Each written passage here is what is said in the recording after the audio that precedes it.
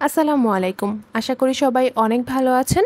সবাইকে আবারও ওয়েলকাম জানাচ্ছি আমার কুকিং চ্যানেল শম্পাস কুকিং কর্নারে। প্রচণ্ড গরম পড়েছে আর এই গরমের মধ্যে ঠান্ডা ঠান্ডা কিছু খেতে পারলে কেমন হয় বলুন তো? এই প্রচণ্ড গরমের মধ্যে মন প্রাণ ঠান্ডা করার জন্য আজ আমি আপনাদের সাথে শেয়ার করব মাত্র ৩টি উপকরণ দিয়ে ভ্যানিলা আইসক্রিম। এই ভ্যানিলা আইসক্রিমটি তৈরি করার জন্য মাত্র ৩টি উপকরণ লাগবে। আর এই ভ্যানিলা আইসক্রিমের স্বাদ দোকান থেকে কিনে আনা ভ্যানিলা আইসক্রিমের থেকে কিন্তু কোনো অংশে কম না। তাই প্রচণ্ড এই গরমে ভ্যানিলা আইসক্রিমের রেসিপিটা বাসায় একবার হলেও ট্রাই করবেন। আশা করি আপনাদের কাছে ভালো লাগবে। রেসিপির শুরুতে প্রথমেই আমি একটি বলের মধ্যে কিছু বরফ নিয়ে নিয়েছি। তারপর এর উপরে একটি মিক্সিং বল বসিয়ে দিয়েছি। কেন দিয়েছি সেটা পরে বলছি। এখন আমি এই মিক্সিং বলের মধ্যে ২ কাপের মতো হুইপ ক্রিম নিয়ে নিয়েছি। হুইপ ক্রিমটা আমি বিটারের সাহায্যে বিট করে নিব। যেহেতু প্রচন্ড গরম পড়েছে এর জন্য হুইপ ক্রিমটা স্টিফ হতে চাইবে না, গলে যেতে পারে। এর জন্য আমি বরফ নিয়েছি আর বরফের উপরে মিক্সিং বলটা বসিয়ে হুইপ ক্রিমটা বিট করে নিব।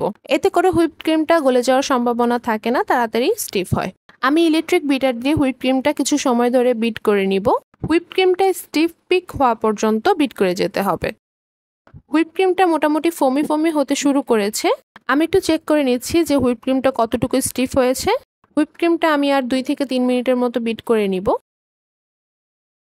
হুইপ ক্রিমটা ঠিক এই পর্যায়ে আসলে আমি ইলেকট্রিক বিটারটা বন্ধ করে দিব। হুইপ ক্রিমের এই অবস্থাটাকেই স্টিফ পিক বলে।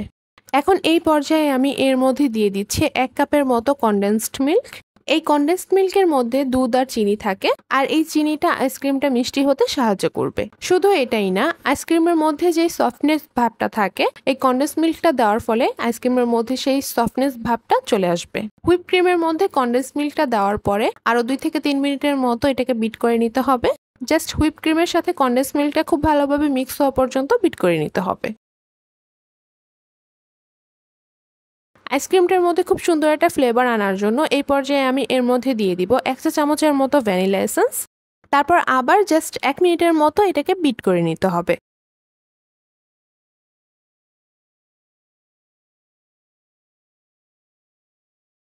আমার এই ভ্যানিলা আইসক্রিমের মিশ্রণটা একদম রেডি। এখন শুধু আইসক্রিমটা ফ্রিজে সেট করার পালা। আইসক্রিমটা সেট করার জন্য আমি এখানে একটা মেটালের পাত্র নিয়েছি।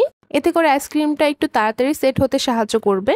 আপনারা চাইলে যেকোনো ধরনের প্লাস্টিক অথবা স্টিলের বাটিতেও আইসক্রিমটা সেট করতে পারেন। এর মধ্যে আমি একটা স্প্যাচুলার সাহায্যে আইসক্রিমের মিশ্রণটা ঢেলে দিচ্ছি।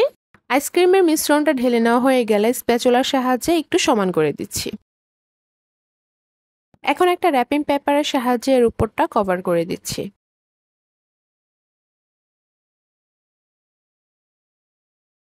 আইসক্রিমটা এখন সেট হওয়ার জন্য একদম রেডি। এখন আমি এটাকে ডিপ ফ্রিজে রেখে দিব ৭ থেকে ৮ ঘন্টার জন্য অথবা সারা রাতের জন্য। আমি আইসক্রিমটাকে সেট হওয়ার জন্য ওভারনাইট ডিপ ফ্রিজে রেখে দিয়েছিলাম। এখন আমি র্যাপিং পেপারটা এর উপর থেকে সরিয়ে দিচ্ছি। দেখতেই পাচ্ছেন আইসক্রিমটা কিন্তু খুব ভালোভাবে সেট হয়ে গিয়েছে।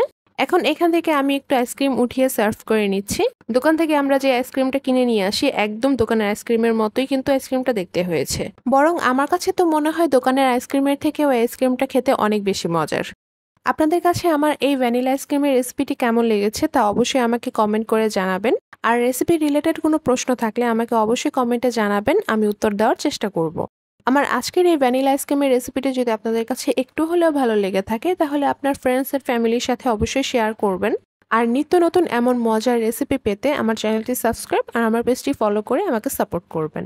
আর আমার ভিডিওগুলো সবার আগে দেখতে চাইলে পাশে থাকা বেল আইকনটি চালু করে রাখবেন। আপনারা চাইলে ভ্যানিলা আইসক্রিম চকলেট সস অথবা ক্যারামেল সসের সাথে এভাবে সার্ভ করতে পারেন আমার মতো। এতে করে আইসক্রিমটা খেতে কিন্তু আরো বেশি মজা লাগে। আজকের মতো তাহলে এই পর্যন্তই। সবাই অনেক বেশি ভালো থাকবেন। ধন্যবাদ। আল্লাহ হাফেজ।